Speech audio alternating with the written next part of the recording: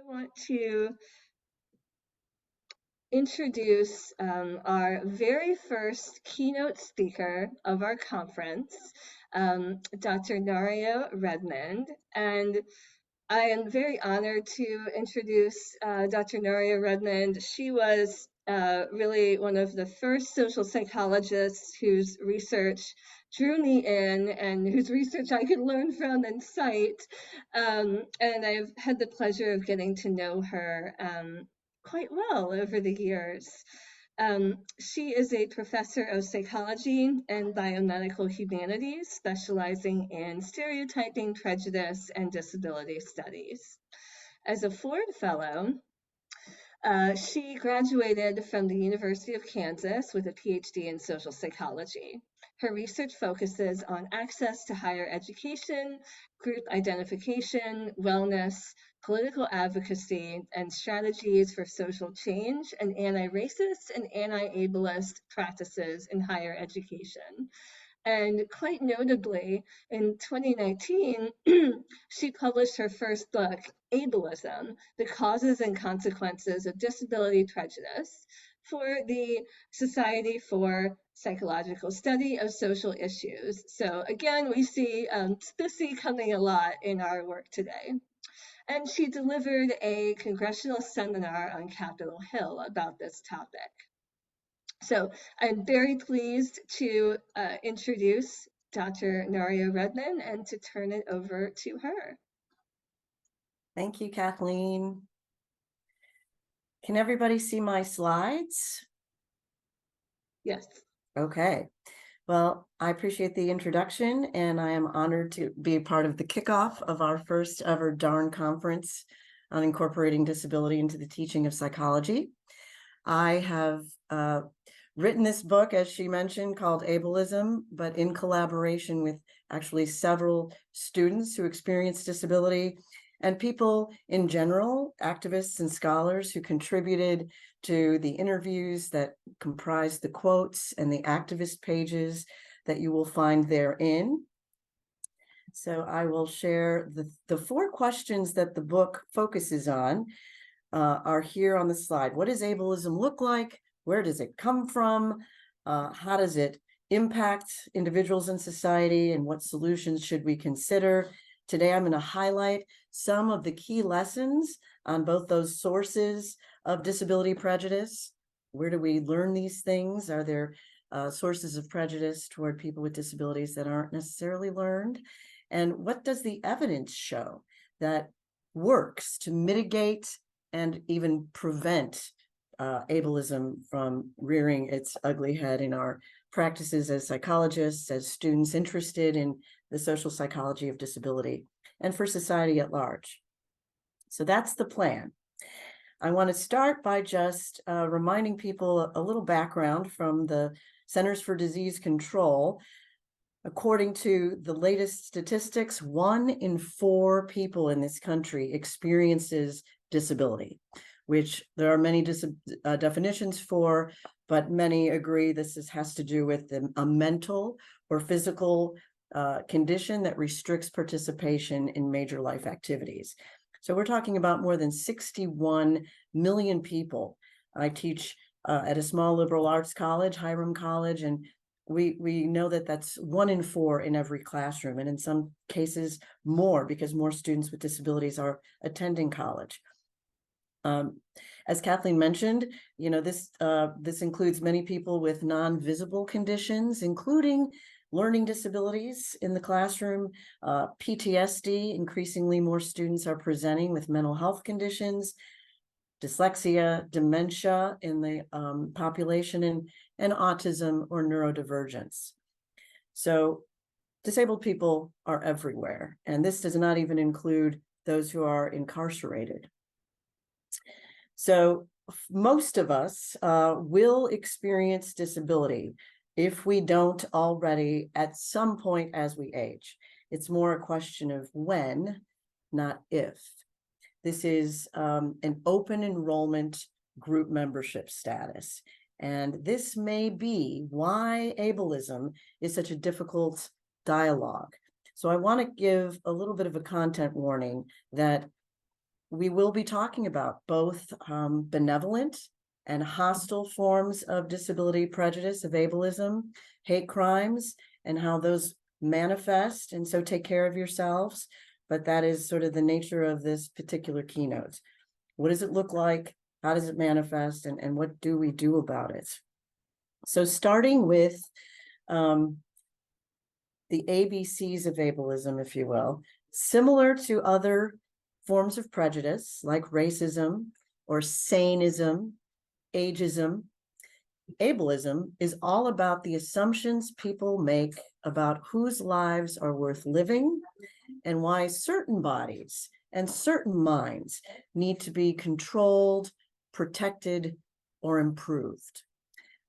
Similar to transgender and sexual minorities, people with disabilities are often, although not always, the only person in the family who experiences disability, especially if they're born with disability status. And that means they often grow up without role models or a sense of community.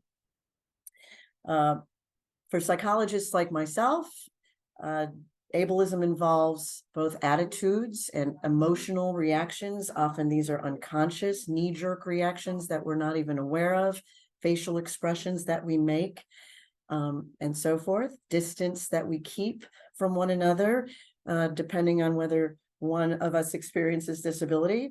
It's also about the behaviors, our actions during interaction, and that also includes policies and practices that make for institutional forms of discrimination.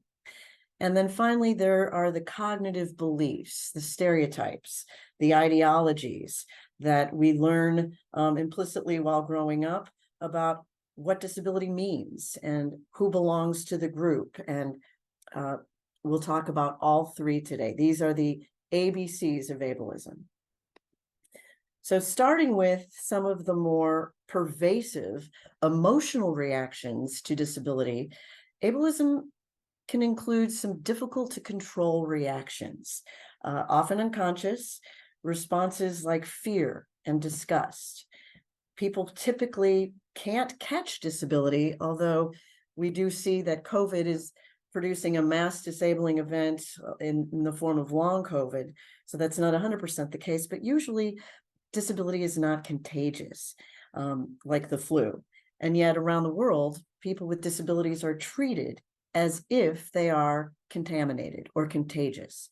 They're shunned, they're isolated, cast aside, even if they pose absolutely no risk of infecting other people. Several studies have actually shown that people in general, not all people, but because there's variation, but in general, people actively avoid objects, including individual people, that they think are contaminated just because of who previously touched that particular object.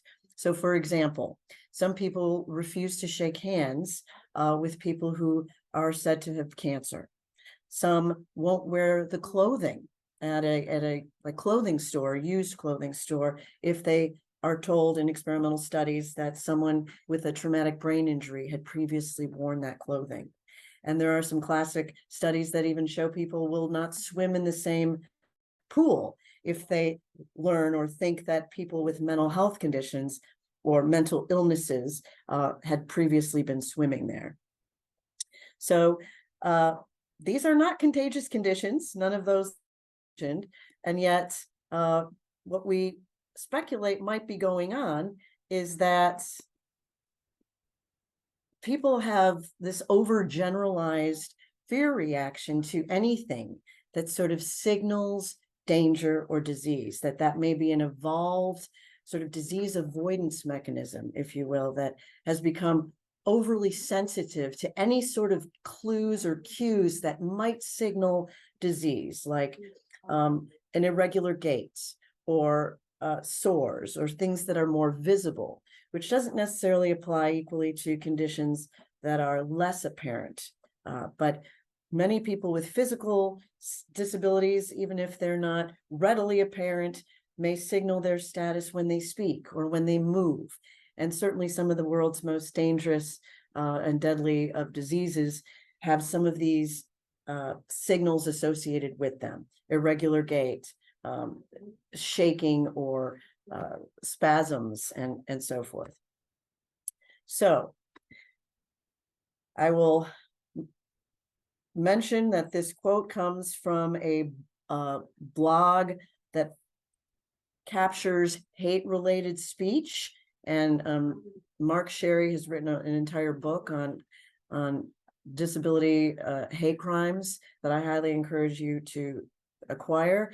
It's called "Does Anybody Really Hate Disabled People?" And it makes for some interesting and, I think, actionable project ideas for students who may not have any idea that this is still going on. Even in my own suburb, I live in Cleveland, Ohio, we had an incident of a hate crime that involved a student participating in the Ice Bucket Challenge. And he was a student on the spectrum, a neurodivergent student whose friends decided to pour a bucket of urine and feces over his head, and they were his supposed friends. Now, most of the time, these crimes are not prosecuted as hate crimes, and yet it happens. In this case, that was prosecuted. This is a Crippen cartoon that illustrates the same sort of idea that these are not really isolated responses, this sense of fear of contagion, if you will. One of our interviewees said that students didn't want to sit by her in elementary school. They asked to be moved out of class. These are kids, because they thought they could catch blindness. And she described being very, very sad during this time of her life. Some of you may be aware that several US cities even passed what are called ugly laws that banned disabled people from restaurants, churches, and other public spaces.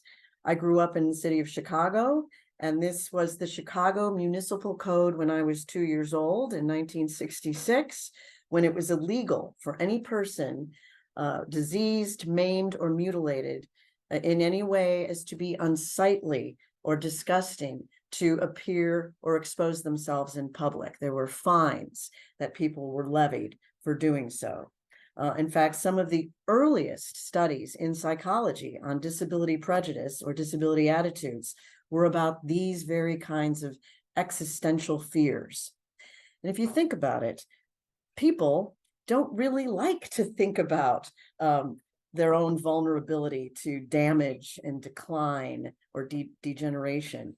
Disability reminds us that life is not predictable. And in response to unwanted reminders of our own vulnerability to disease, disability, and decline, disabled people are often ignored. And as I previously mentioned, they can also become the targets of violent hate crimes. So to be a little more specific, a hate crime is one that targets people with disabilities specifically because of their disability status, not just to rob them of money. So it's more difficult to prove, if you will, and it goes undocumented, and many cities have very different kinds of legislation around hate crime reporting. But in 2021, the Bureau of Justice reported that disabled people writ large were almost 4 times more likely to be victimized by violent crimes than non-disabled people. These incidents of hate crimes have been on the rise since 2010, again, though they are rarely reported. I'll mention too, this quote here, I don't know how many of our viewers may experience vision impairments, but I'm going to try to do some description of the slides as well.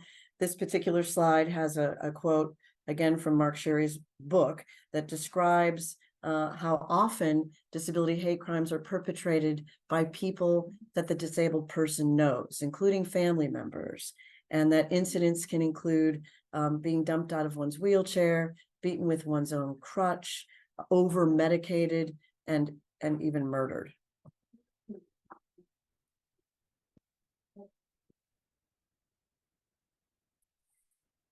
So ableism as a form of dehumanization may also stem from the kinds of beliefs that we grow up learning in various cultures that indicate that disabled people, or that characterize disabled people, as less than fully human, and particularly as animalistic. This is an area of interest to me in future research that I'd love to talk about during the Q&A. But many cultures, not just the US, promote the idea that humans are somehow superior to other animals. And the degree to which people perceive human superiority relative to other species is a strong predictor of dehumanization and of intergroup prejudice in general. So if you think about this one, we like to, most of us, keep our animal natures at bay. We cover up our blemishes. We make private the elimination of waste. We perfume or deodorize our body smells. And frankly, some disabled people crawl, or may drool, or may need to be fed, or clearly are depicted in literature and in stories and even children's books in less than fully human terms. This may explain why so many cases of violence against disabled people involve insults that describe them as bestial, immoral creatures that are in need of taming. Some philosophers even disagree whether people with disabilities, specifically developmental and intellectual disabilities, should even qualify as persons. And there have been cases of people denied heat in the winter in residential facilities, or denied pain medication on the grounds, on the justification ideology that they don't feel pain or feel temperature differences. As long as disabled people are portrayed in less than fully human terms, these kinds of incidents will go on.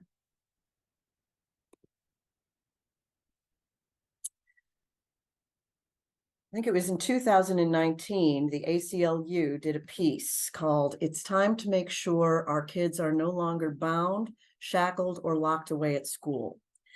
Residential placements, even today, still use justification rationalizations to, again, justify the restraint and seclusion of students with disabilities as needed protection from self-harm and harm to others.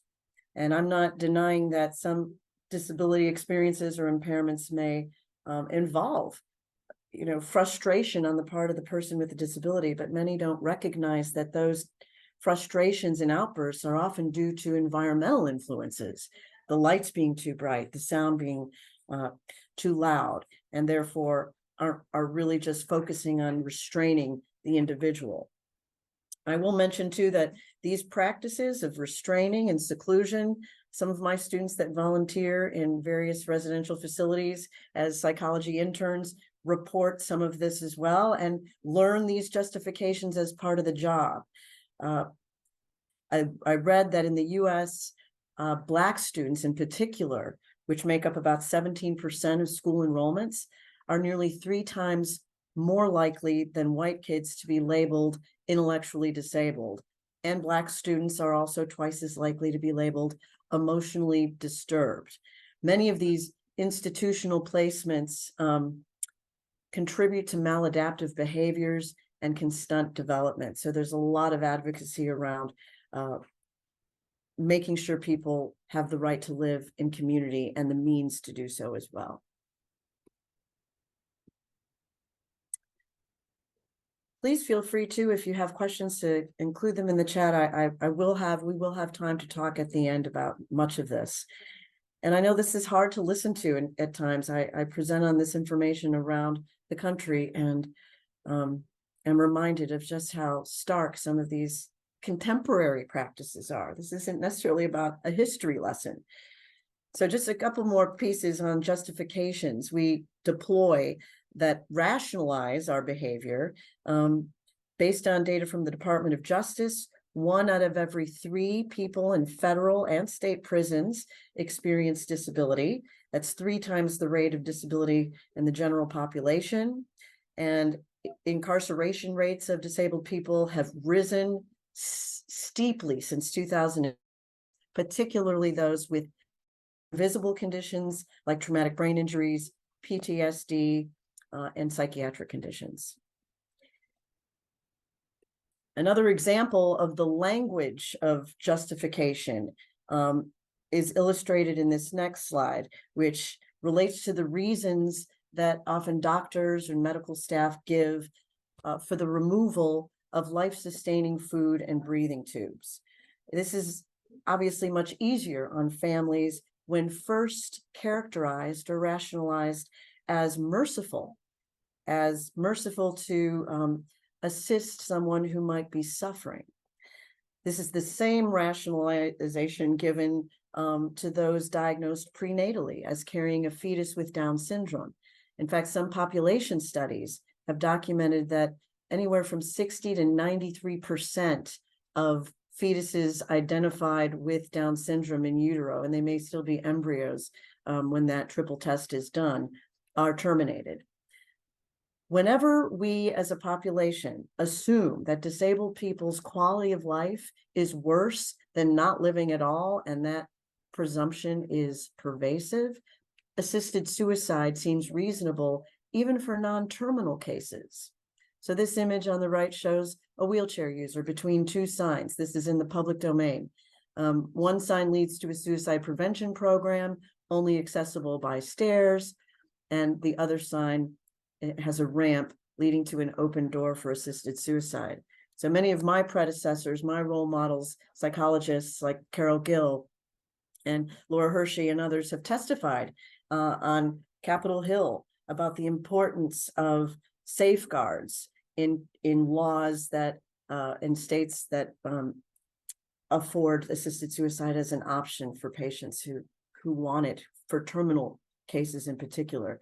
We should be ruling out depression or recent divorce or new disability status and making sure that people know what's available to them before just granting these requests. And I think some progress has been made in that regard. So I was born in 1964. That makes me a baby boomer, one of the last of the baby boomers. And by then, some 65,000 Americans were involuntarily sterilized. Thanks to disability advocacy, however, several governors have issued formal apologies for violating disabled people's right to bear children. However, some states still have these sterilization laws on the books. And there is an excellent radio lab program called Unfit, or G Unfit, the letter G, about a case of someone who called and was given all kinds of instructions about how to seek sterilization services for their hypothetical daughter with a developmental disability. I assigned that one in class. But I bring this up here because as we move toward talking more about advocacy and what works to mitigate ableism, I want to give credit to those who have come before us, like Alette Coble-Temple, who's a clinical psychologist who experiences disability, who started this campaign called PRIDE, which stands for Parental Rights Include Disability Equality. Now, why do you think this program was started? May have to do with what is on this next slide. Disability status has been grounds for the legal termination of parenting rights in over 30, at least 35 states. Children can be removed simply on the basis of the parent's IQ. And this is despite the fact that IQ as a measure is not predictive of parental capacity, particularly with supports. I have a disabled child. It's sort of what got me into this field. She was born in 1995 with spina bifida. And you need support as a parent, whether your child experiences disability or not. And there are plenty of excellent resources for people with disabilities who become parents and who are at risk of losing their children, perhaps as a consequence of divorce.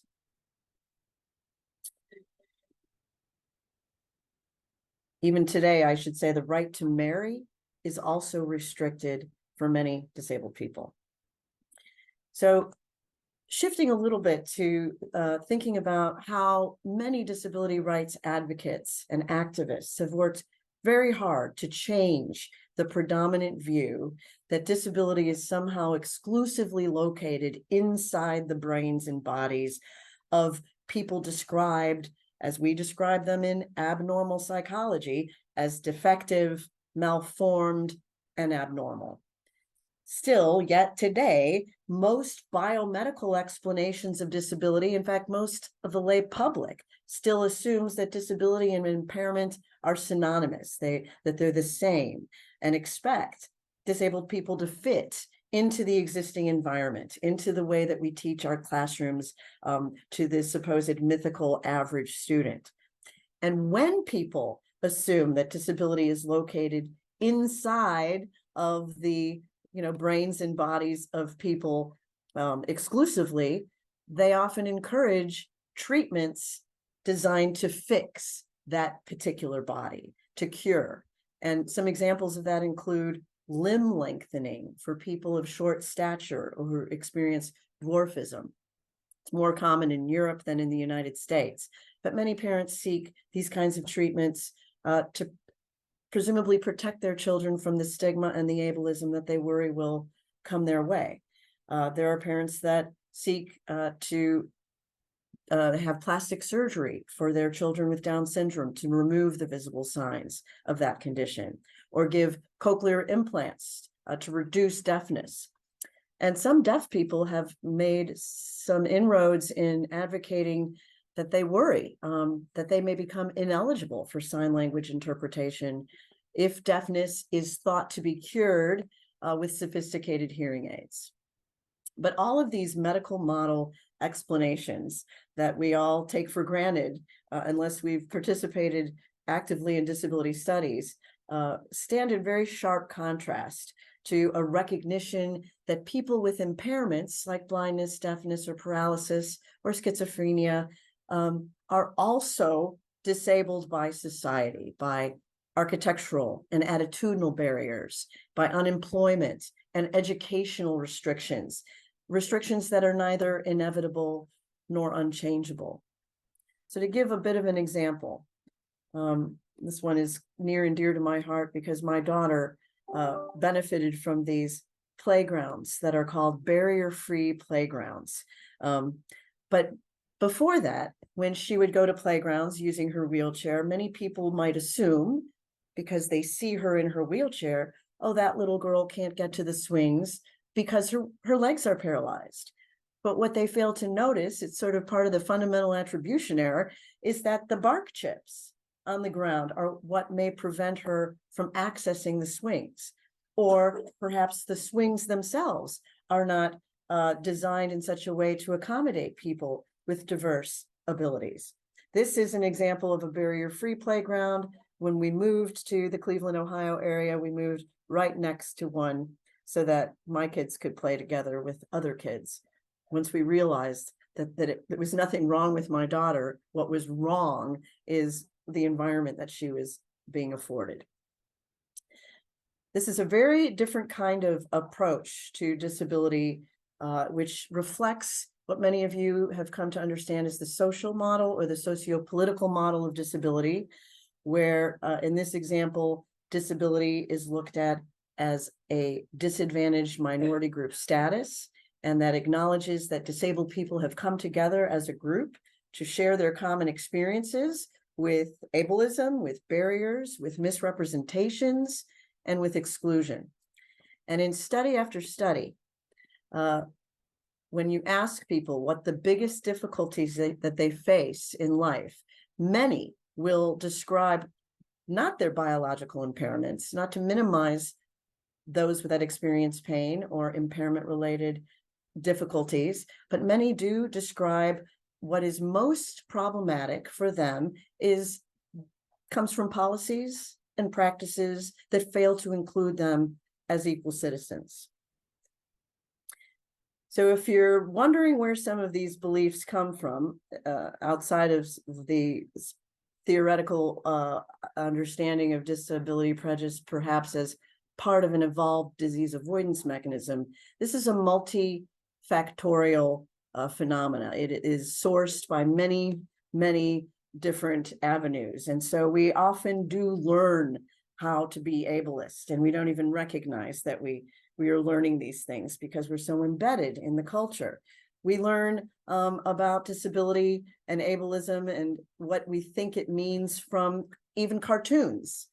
Disney's sort of famous cartoon characters that have portrayed disabled people as tragic victims, like the Hunchback of Notre Dame, or as angry villains, like Captain Hook, or many that still portray characters like Mr. Magoo, who is incompetent and dopey, who, it was only as an adult that began to study some of this. Dopey was always my favorite character. I never really even thought of why his name was Dopey. He is this innocent, non-speaking character that, reifies these ideas of incompetence.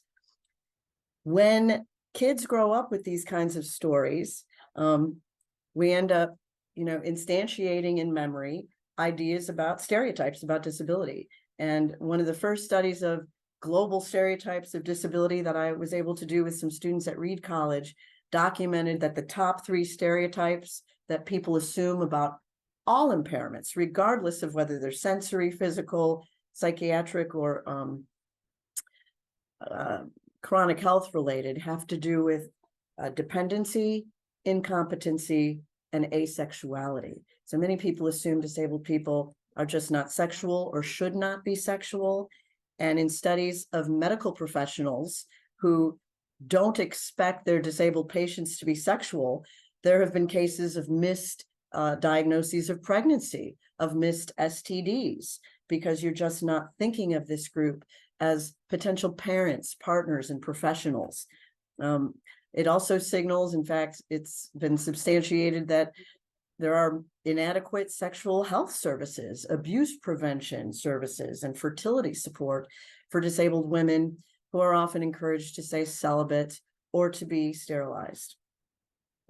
I also included just some information on some of the stereotypes related to people on the spectrum who may identify as neurodivergent.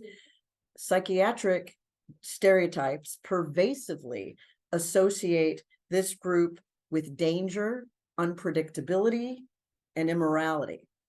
National surveys have found that expectations that link mental illness and violence have more than doubled since 1950, and several studies corroborate implicitly negative attitudes among nurse practitioners, nurse educators, rehabilitation therapists, medical students, and psychology students.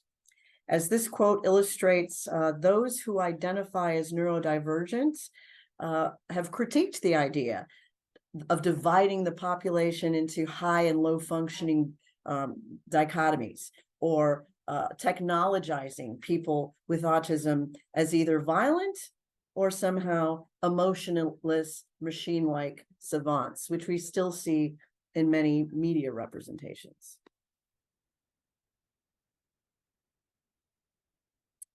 Stereotypes can also spread through the language that we use, the everyday speech that we engage in, the microaggressions and the stories that we tell. So, for example, when ramps and captions and interpreters, like we have here, are framed as special needs, people may not think about them as disability rights, as civil rights. In fact, that's a study ripe for the taking, the extent to which people hear terms like special needs and whether that eschews their recognition of, accommodations as a right for people to participate. Our psychology profession, we still use the word blind to condition when what we really mean is ignorance. There are, all kinds of these examples, but I'll focus on the one that sort of always gets my goat, if you will, which is when we say disabled people are confined or bound to their wheelchairs instead of being liberated by them.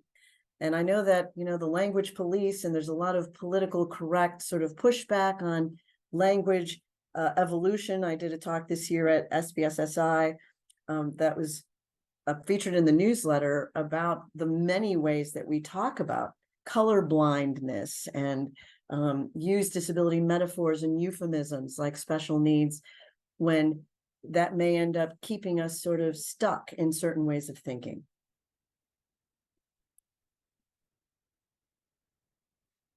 So pity is another form of ableism that occurs whenever we see people infantilize, overprotect, or over-control disabled people.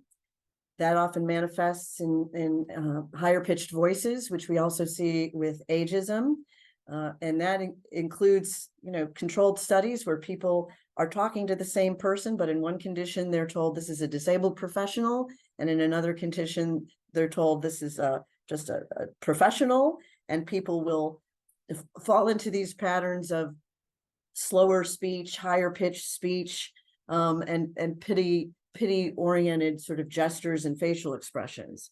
But when people pity others, it may seem like they care, but it can still feel quite demeaning to those on the receiving end.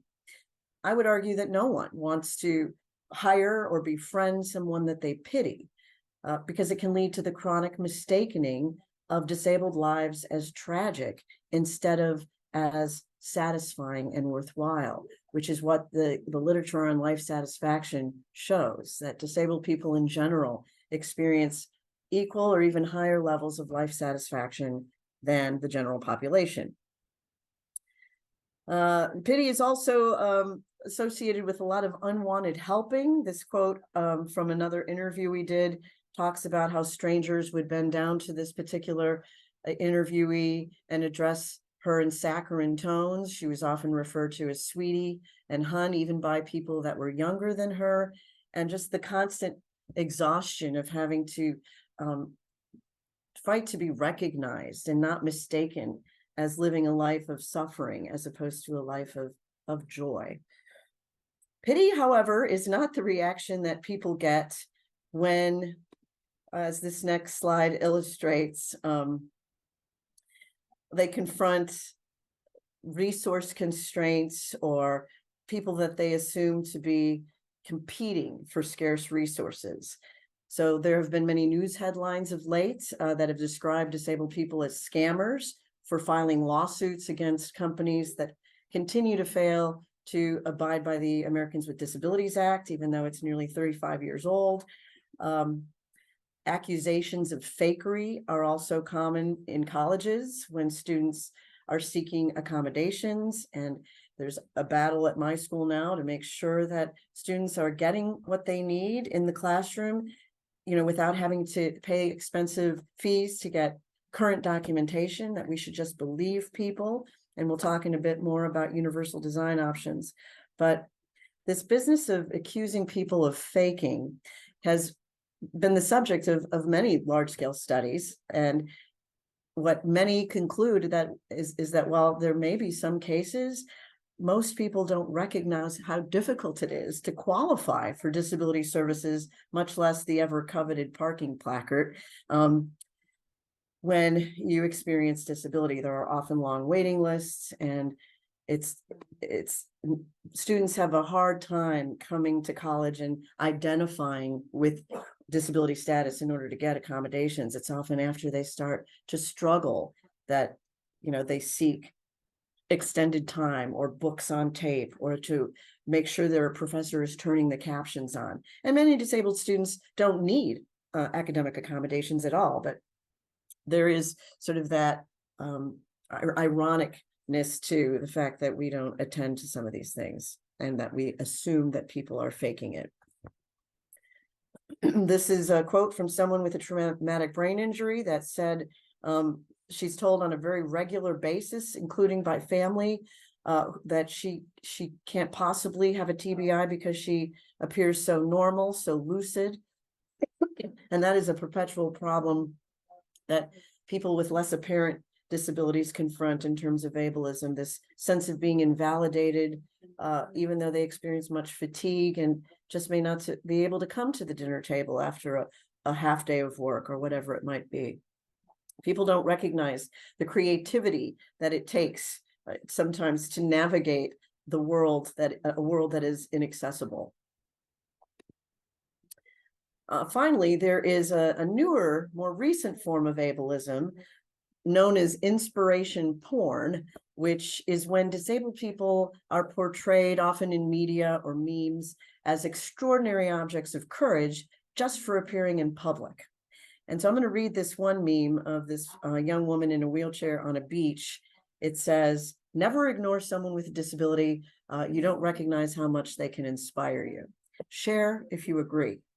So the problem with this is not that benevolent ableism is not deserving, or I should say that people with disabilities aren't deserving of respect and admiration, but it's when ordinary activities are portrayed as heroic or superhuman that many disabled people have described feeling objectified. Rarely do we see the stories in the media of the creativity that it takes to navigate architectural and attitudinal barriers. So this other part of this slide says we shouldn't be surprised when our students with disabilities get their driver's license, graduate from college, go to prom, etc. And yet we still see those human interest stories that make people feel good by portraying people in more objectifying ways. So one other type of voyeuristic objectification, ableist practice, if you will, may strike folks as interesting because we still often engage in these activities, especially as part of Disability Awareness Week or training.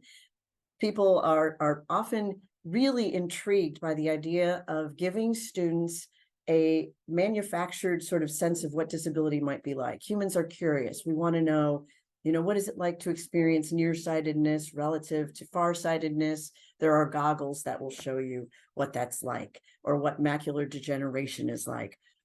People use earphones to block hearing and have people do various activities so that they can simulate the experience of deafness or hearing loss.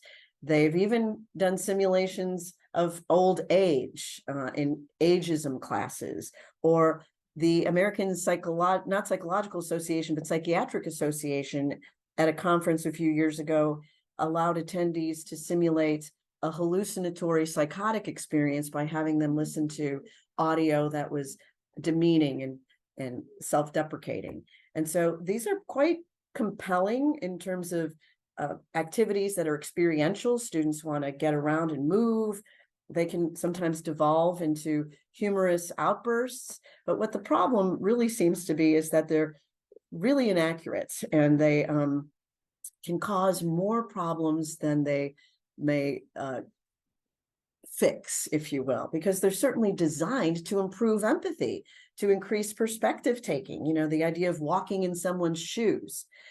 In my own work, evaluating disability simulations, we found that compared to baseline, or before people simulated learning disabilities, hearing and visual and physical disabilities, people reported feeling more anxious, more embarrassed, more frustrated, and more confused. They also had higher ratings of pity after they simulated these disabilities than before. And after simulating multiple disabilities, we found that people reported feeling more vulnerable to becoming disabled themselves. This idea that this maybe unconscious awareness that we all might join the group someday is made more salient after doing disability simulations, which can cause distress when one puts themselves in the shoes of someone else. So there have been lots of criticisms around disability simulations, not only that they're inauthentic, but that they distort reality and perpetuate misinformation. They misattribute the source of disadvantage to an impairment deficit while ignoring the barriers that discriminate against certain bodies and minds. And frankly, these temporary simulations that often only last an hour or two can't even begin to account for the diverse coping strategies that come from living long-term with disability. For example, people who have grown up deaf have learned many creative ways to navigate without sound, using sign language, using more visual cues and other sensory inputs. This is not something that can be simulated in a few minutes of having one's ears plugged. So just to sort of summarize this piece, we don't have to appropriate other people's pain, skin color, sexuality, or bodily subjectivities to bear witness to what they tell us in person about their most pressing cares and concerns. So if simulations aren't the answer, what does work to mitigate against the expression and perpetuation of ableism?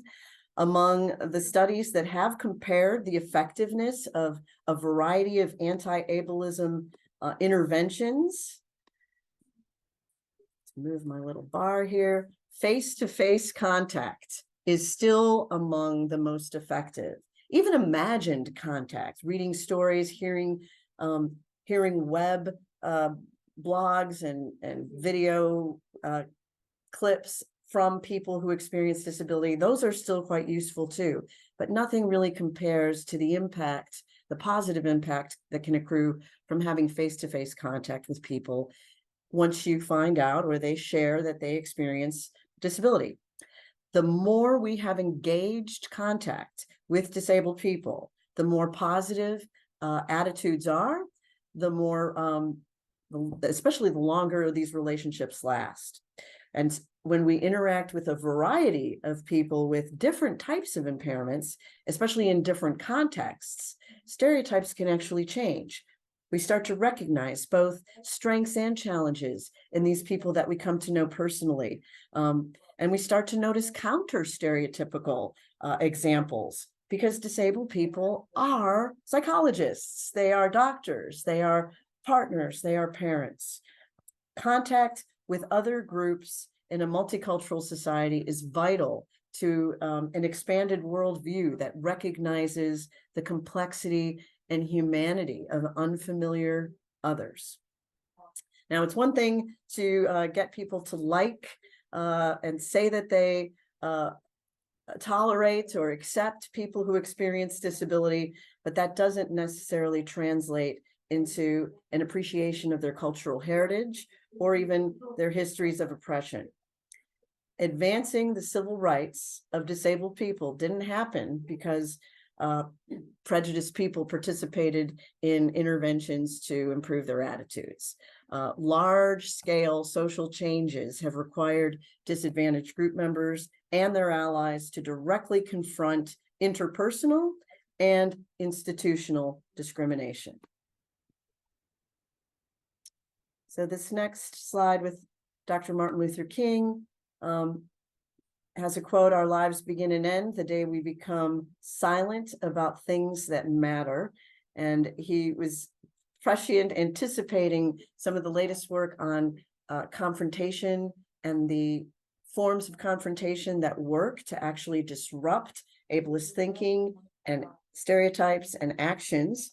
So interpersonally, when ableist speech or actions are witnessed in our lives, in our classrooms, in our publications, if you're editors, we sort of witness an opportunity to say something, and yet we're often caught like deer in headlights where we don't know what to say in the moment. We don't want to embarrass someone else. We don't want to offend or perhaps disrupt someone's privacy. There's all kinds of reasons why people are uncomfortable with confrontation.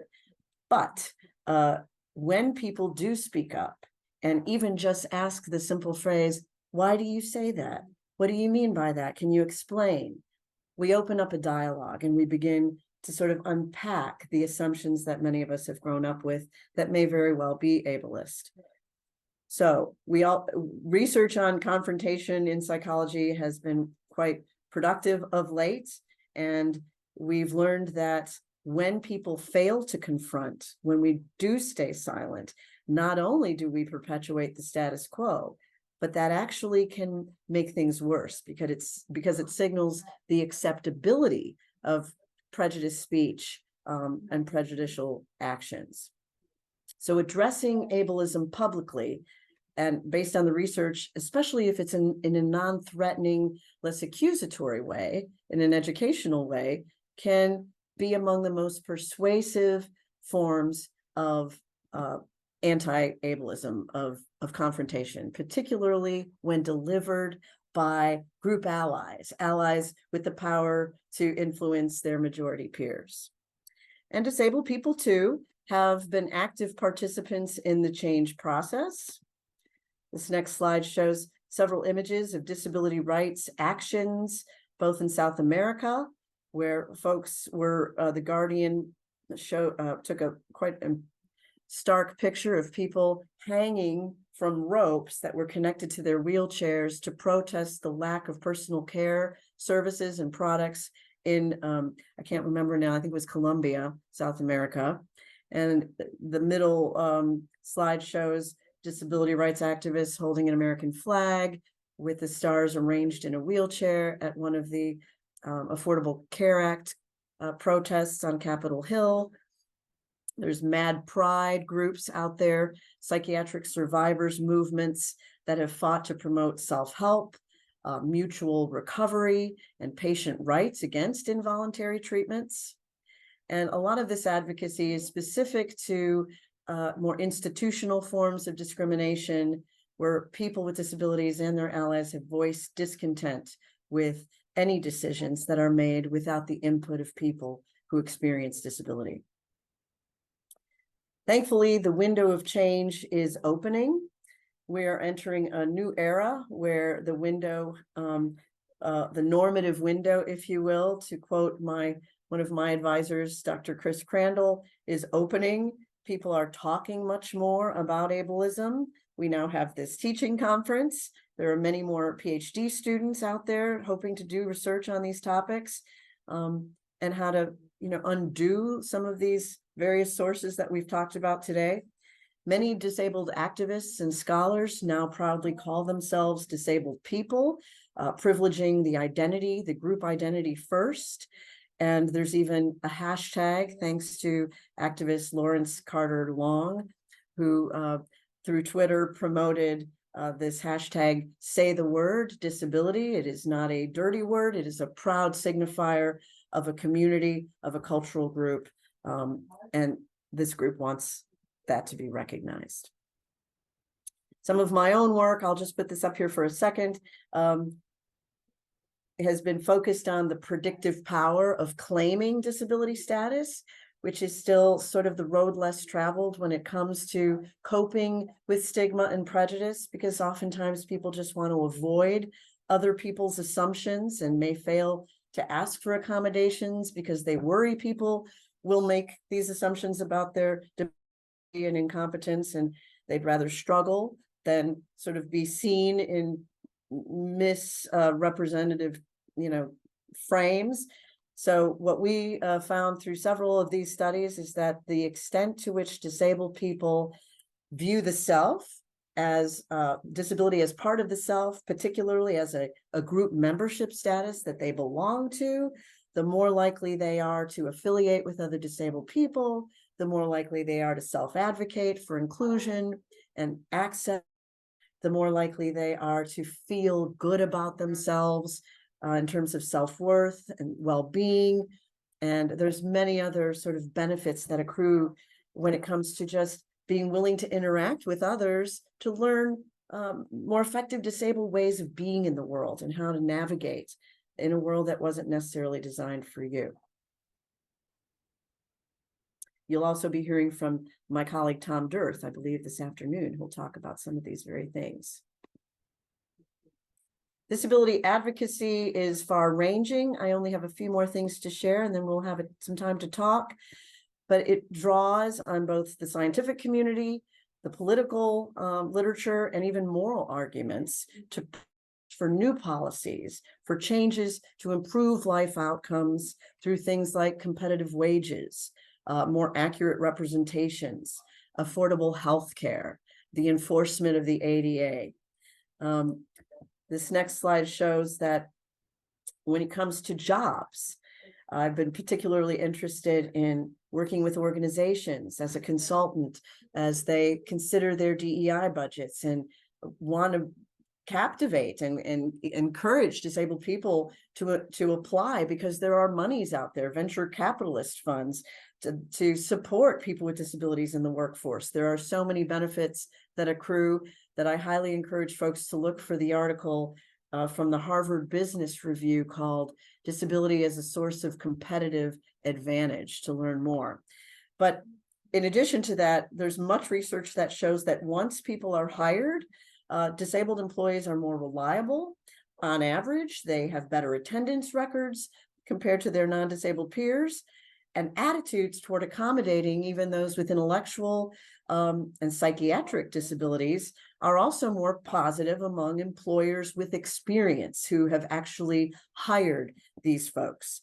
There's been national polls, nationally representative polls on corporate social justice that show that over 80% of consumers want to do business with companies that employ and hire disabled people. The products and services that are generated from a collaborative workforce that is diverse is superior to more homogenized workforces. You are more able to anticipate alternatives that consumers may need because we live in a multicultural world of varying abilities. In terms of broader social policies, the Inclusive Home Design Act is about making sure that 5% of new single-family households that get federal funds have at least one accessible entrance without steps and with a first floor restroom, so that not only disabled people can live in them, but they can be visited by other disabled people, that disabled people can visit peers. This is not a high-cost solution. There are many interesting policies for students that are involved in project-based learning that can, raise awareness for your curriculum as you seek to update that. The Disability Integration Act is another one that's all about the right of disabled people to have personal care services in their own homes, which is far more cost-effective than living in a nursing home. And the overall goal of this act and of broader advocacy around this issue is to give people the right to live in their own communities and to prohibit insurance companies from denying people that right, or that to prevent this idea that you have to either work or not get married, or because if you get married, you may lose your Medicaid benefits, which is a disincentive to working. In terms of education, and this is the call to my psychology and other colleagues in the field who are here today, we need to do better with respect to advocacy for access and inclusion. Dr. Rhoda Olkin will be doing the keynote tomorrow, and she'll be talking more about some of these things. But this can take the form of all kinds of things. We have a new student union club at Hiram College that is about disabled students. We have an accessibility task force that's continuously looking to make improvements and just make sure that we're implementing best practices, because we've done surveys that show that across the college, we have a small college, some 66% of faculty, staff, and students self-identify as experiencing multiple impairments, from anxiety and depression to PTSD, physical disabilities, and otherwise. And we don't often talk about these things, but we need to be including disability in our DEI efforts in school and in our college campuses and universities. We need to be advocating for universal design, and that includes both in terms of universal design in architecture, where there are principles that you can put in place that just invite a much broader range of people with abilities that vary in terms of height or weight or carrying things, that you can easily open doors with different kinds of handles that make life just more accessible to a variety of groups, because there really is no such thing as the average person. There are people that can benefit from equipment and doorways that are error resistant and simple to use or intuitive, or have multiple access points. And this too can be project-based learning for campuses to do surveys where students check the campus, push buttons to see if they're working. It's nice when you're carrying boxes. It benefits the whole group because we all have varying abilities. When people can get in the same front door, they don't have to go around back where the garbages are, only to find that disability access is blocked from the snow plows, moving all the snow into the parking spaces designated for folks who need them. And then there's universal design and learning, which I'm sure many of you are aware of too, and we're all striving to provide materials in multiple formats that we give students a sense of having auditory access, if they have that ability, visual access to captions. Now it's really easy to turn them on in many presentation modes. ASL services, we can provide podcasts to our students who may be literate but may not identify as readers, so they don't even have to have disability status to have multiple encoding mechanisms at their disposal. So that's one principle. The second is multiple ways of engaging people who may be motivated by different things, and multiple means of assessing progress. You know, it's not all about research papers and presentations. We're increasingly deploying more creative projects that give people an opportunity to show what they know without being under time restrictions. In my classes, I work really hard to allow people, all my students, to have access to my notes, to have extended time on tests, and so they don't have to qualify for disability services because I'm offering those universally designed options for all. And that may not work for all types of impairments. We need disability services and certain types of specialized, customized supports as well. But this certainly widens the opportunities for so many of us to participate if we need breaks. Flexible schedules is another sort of example in the workplace that has gained some traction since COVID and since many people without disabilities began working from home. My own, well, this first one shows that in graduate programs, made some progress. I spoke at the University of Stony Brook in New York and had found an article just a couple of years ago from the Journal of American Psychiatry. They published this paper called "The Time Is Now: Teaching Psychiatry Residents to Understand and Respond to Oppression Through the Development of a Human Experience Tract." And this is part of their social justice and health equity curriculum. This is a joint collaboration across Yale, I believe Johns Hopkins and Howard University, among others, to examine over 4 years and to assess the impact of this program that teaches graduate psychiatry trainees about racism, sexism, heterosexism, classism, anti-Semitism, ageism, and finally, ableism. They're also taught how to mitigate inequalities through practice interventions that give medical students the skills they need to identify, name, and eliminate mental health disparities that are essential to a graduate school education, especially in medicine, but I would argue in psychology as well. So you can learn more about that if you have PhD students. And finally, my alma mater. I know some of you are also alma mater of University of Kansas. I'm just going to mention to my daughter who's in the other room that I can hear her, so it's distracting me.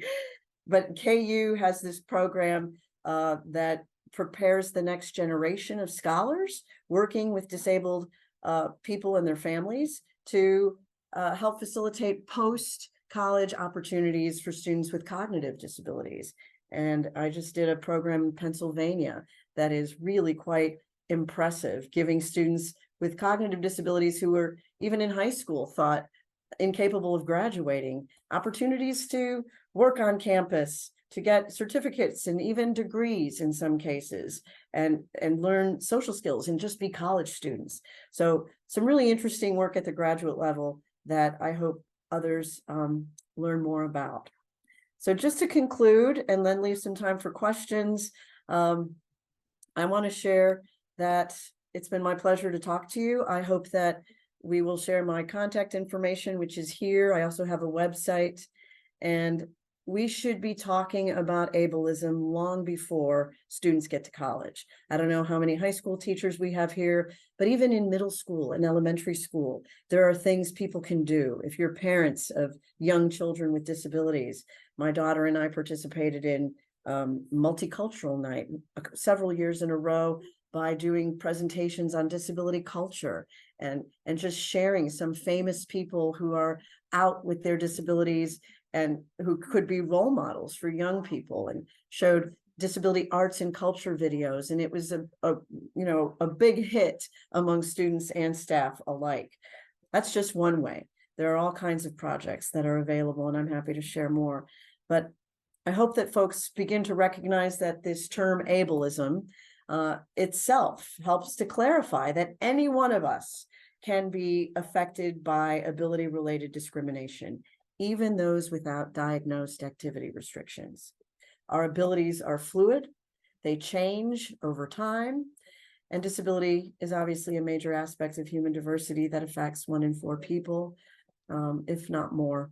It's part of our multicultural landscape, a group that more than 61 million Americans belong to or will soon join. So responding to ableism is everyone's responsibility. And I thank you very much for your attention, and happy to take some questions.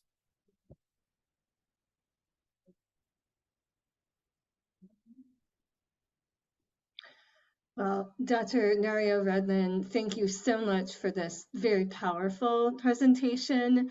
Having read your book on ableism and assigning it to my graduate students, I can say that there's a lot of rich text in there, and you have kind of summarized some of the high points and the really crucial issues very well. So I see lots of clapping in the chat, which is wonderful. Your presentation was really well received. We have a couple of questions in the Q&A that are actually more broad about DARN itself.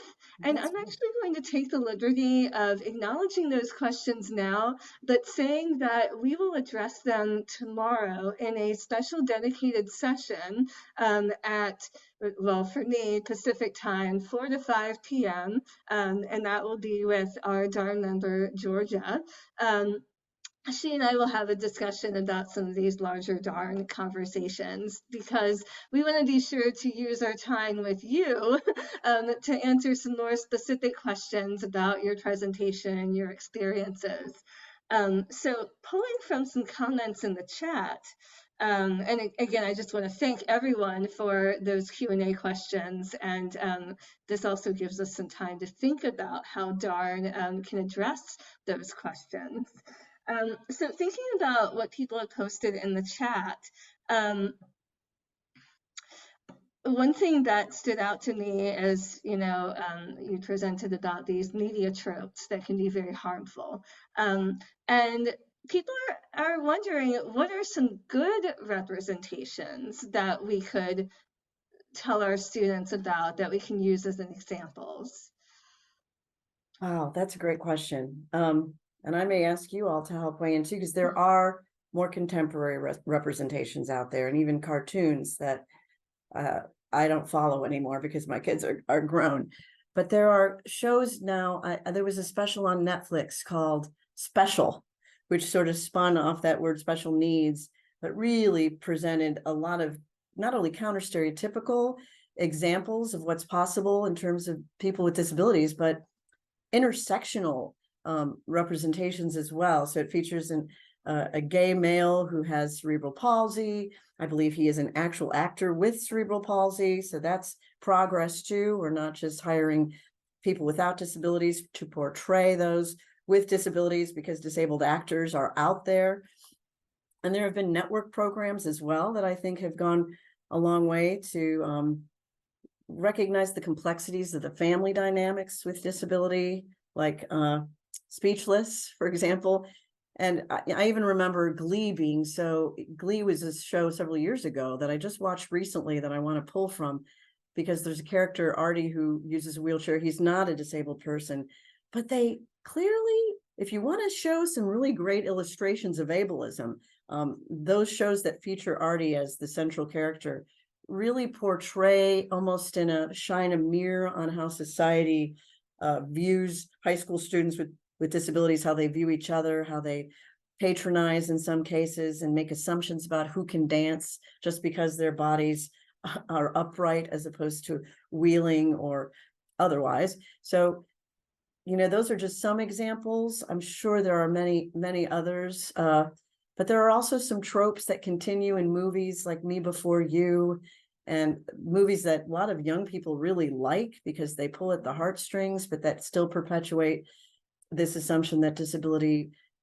is a worse fate than death, because people are, seeking to not be burdens on their loved ones. But Beth Haller, Haller, is another disability studies media expert. She has a whole website that folks should engage with that can sort of get at not only representations in cartoons and media, but social media and newspapers as well.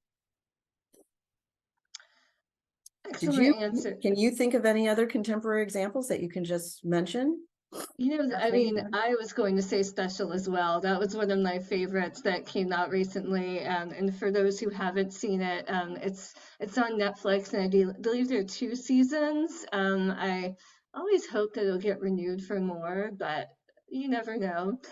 And we have, let's see, a suggestion from our social media manager, Emily Doffing, of Darn.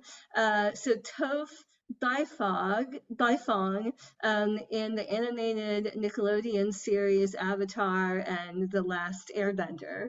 Ah, there's also one whose name is going to escape me, but there's a character modeled after I'm going to forget her first name, but Alice Wong, who's a pretty famous disability rights advocate herself, has done much writing and has a great NPR spinoff. Do you remember what that's called? It's escaping me I now. think it's called Human Resources. It's Yes, that the show, Human animated show. Resources. Mm-hmm. That's right. And she's one of I said, boy, that character looks a lot like Alice Wong. And it turns out, I think it was modeled after her.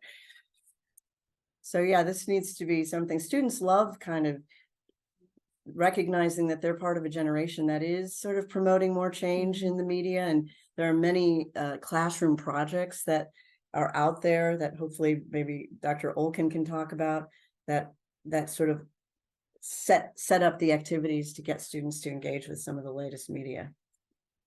Yeah, it is a fun student activity, to have them kind of discuss the different tropes and then think of these better examples of representation. Okay, so turning to another question or kind of comment I saw in the chat, when you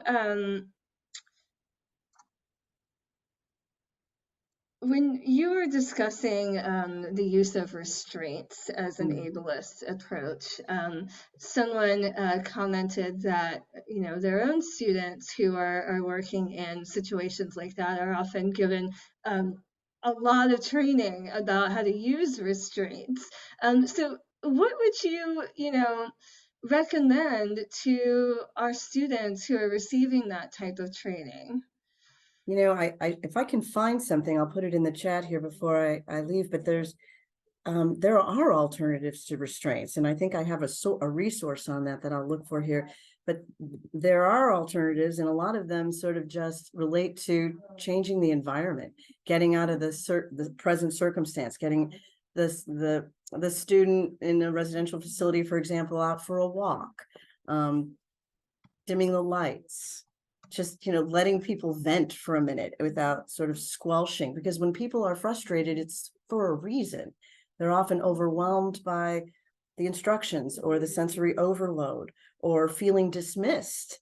And if we really allow people to express what it is that would be helpful to them, even when nonverbal, using communication boards, we can learn a lot. But I think the protocols in a lot of these places just teach our students to immediately go to restraints or these kinds of things in the name of safety and protection, when they really should be considering what can happen in the environment that might make not only for a better solution, but one that is more empowering, respectful, and of the person's autonomy. Because there's a reason people get frustrated in these settings. Absolutely. Well, thank you so much for answering those questions. And I know that you're needing to leave, Dr. Nario-Redmond, and we will save the rest of these questions for our Q&A session tomorrow. So thank you so much for your Oh, you're so presentation. And welcome. now we will take a break. It is my honor.